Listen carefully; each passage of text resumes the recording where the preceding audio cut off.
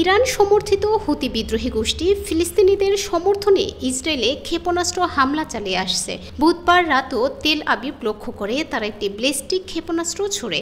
Yemen থেকে ছোড়া ক্ষেপণাস্ত্রটি ইসরায়েলে আঘাত না হেনে সৌদি আরবে গিয়ে পড়ে। ইসরায়েলের প্রতিরক্ষা বাহিনীর বরাতে দ্য টাইমস অব ইসরায়েল এ তথ্য জানায়। সূত্র জানায়, হুতিদের ছোড়া একটি ব্যালিস্টিক ক্ষেপণাস্ত্র সৌদি আরবে প্রবেশ করে ভূপাতিত হয়। এটি সম্ভবত ইসরায়েলকে লক্ষ্য করে ছোড়া হয়েছিল। সেনাবাহিনী উৎক্ষেপণের বিষয়টি তাৎক্ষণিক শনাক্ত করে, কিন্তু ইসরায়েল কোনো সাইরেন বাজানো হয়নি, কারণ ক্ষেপণাস্ত্রটি তেল আবিবের জন্য কোনো হুমকি তৈরি করতে পারেনি। গত 18 মার্চ যুদ্ধবিরতি ভেস্তে দিয়ে আইডিএফ গাজা উপত্যকায় হামাসের বিরুদ্ধে পুরোদমে আক্রমণ পুনরায় শুরু করে। এরপর ইয়েমেনের হুতিরা ইসরায়েলে 18টিরও বেশি ব্যালিস্টিক ক্ষেপণাস্ত্র এবং 2টি ড্রোন নিক্ষেপ করেছে। মাত্র 10টি ক্ষেপণাস্ত্র ইসরায়েলে কেবল সাইরেন বাজাতে সক্ষম হয়।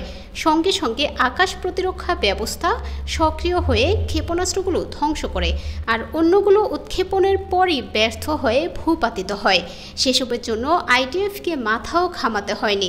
এদিকে ইয়েমেনের হুতিরা বুধবার ইসরায়েলে একটি ড্রোন হামলা চালানোর দাবি করেছে, কিন্তু এতেও ইসরায়েলে কোনো ক্ষয়ক্ষতি হয়নি। এমনকি এই হামলা মোকাবিলায় আইডিএফ কোনো সাইরেন বাজায়নি। প্রসঙ্গত, সৌদি আরবের কাছে বড় হুমকির একটি হুতি বিদ্রোহী গোষ্ঠী, কারণ সৌদি মনে করে হুতিদের উত্থানে তাদের নিরাপত্তার স্বার্থ সরাসরি প্রভাবিত হচ্ছে।